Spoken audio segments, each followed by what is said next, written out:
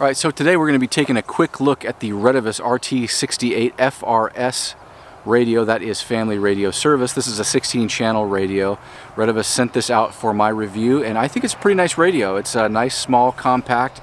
The antenna is built into the radio, so it's, as you can see, it's one piece. 16 channels. Turn on the radio. Turn it on. Very simple. It's on channel 6. I have Mrs. D over there in the car, not too far away, and we're going to get an audio check real quick.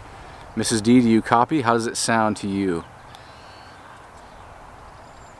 Yes, I copy. It sounds clear. All right, that's what I think too. I think the audio quality on the RT68 is actually really, really good for the price that you pay. Agreed. And we've used these in cars, doing road trips and that type of stuff, just kind of around the area. And I would say that what do you think? We get about a mile distance between the two? Yes, we've done about a mile. Yeah, as you can see, they're pretty nice. They're pretty clear. I really like these. All right, thanks for your help. No problem. You're welcome.